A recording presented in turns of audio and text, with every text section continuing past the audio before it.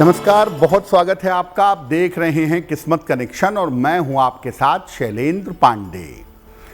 सुगंध जो है, खुशबू जो है, वो आपके मन को मोह लेती है और मन पर बड़ा गहरा असर डालती है। तो आज हम बात करेंगे सुगंध के बारे में और सुगंध के चमत्कारी प्रयोगों के बारे में। सबसे पहले ये जानते हैं कि सुगंध का हमारे जीवन में महत्व क्या है और सुगंध का असर हमारे ऊपर कैसे पड़ता है।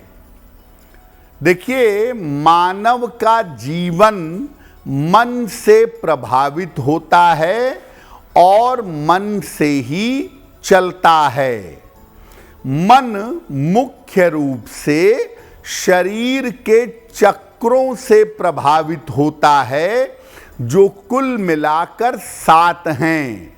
7 चक्र आपके मानसिक शरीर में हैं, जिनसे आपका मन प्रभावित होता है।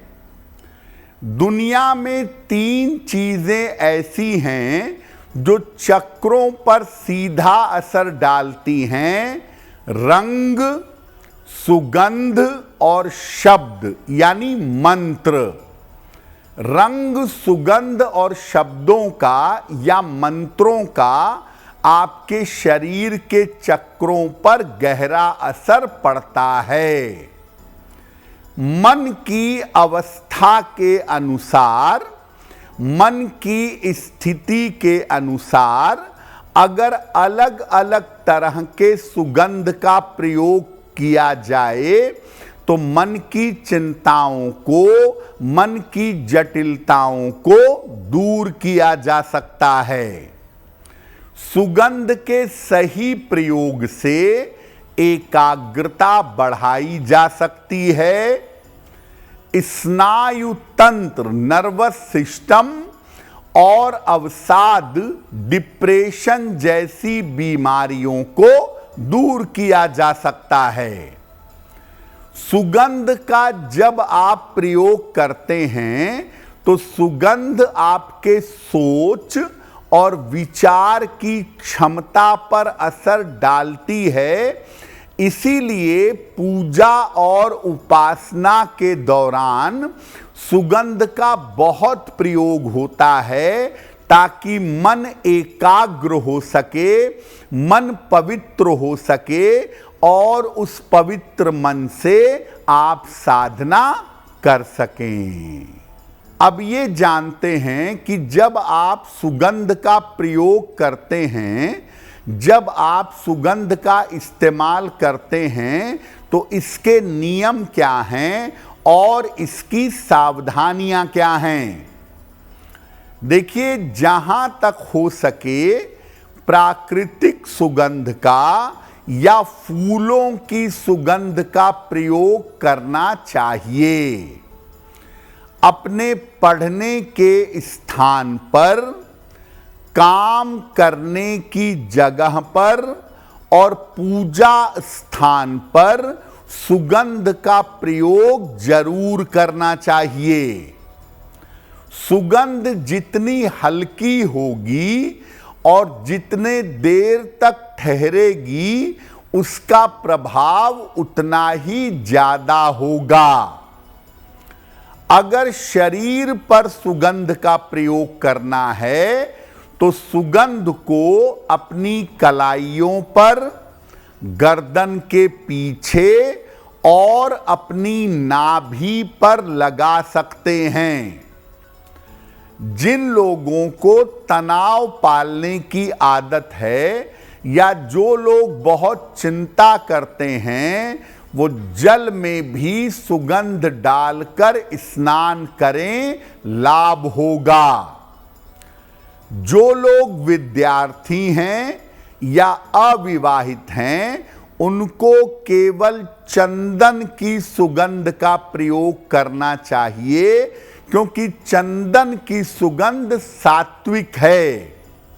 गुलाब की, बेले की, मोगरे की सुगंध राजसिक है।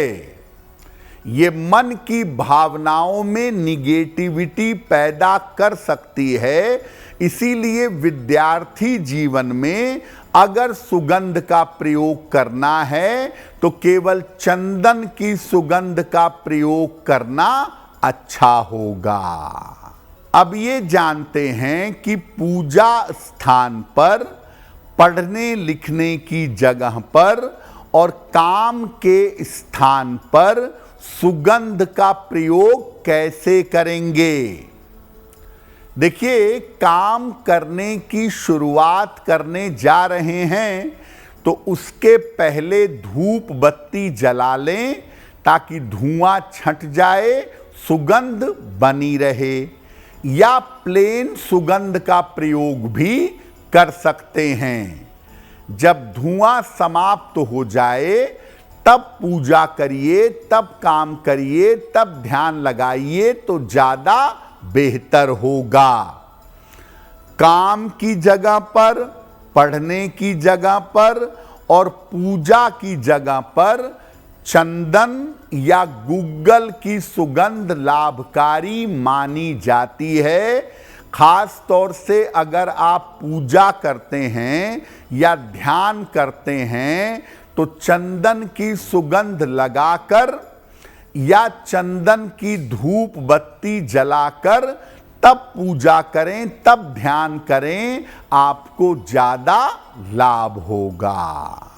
आप बेहतर स्वास्थ्य चाहते हैं और मानसिक तनाव दूर करना चाहते हैं तो सुगंध का प्रयोग कैसे करेंगे?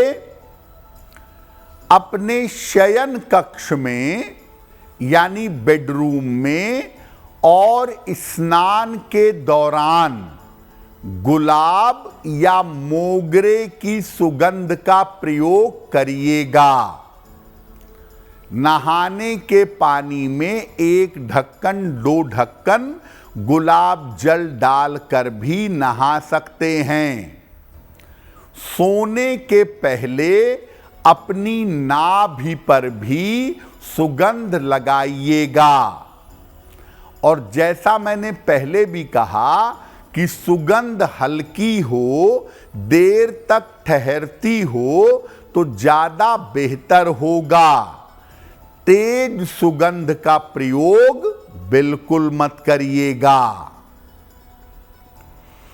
अपने घर से नकारात्मक ऊर्जा दूर करने के लिए, निगेटिव एनर्जी दूर करने के लिए सुगंध का प्रयोग कैसे करेंगे?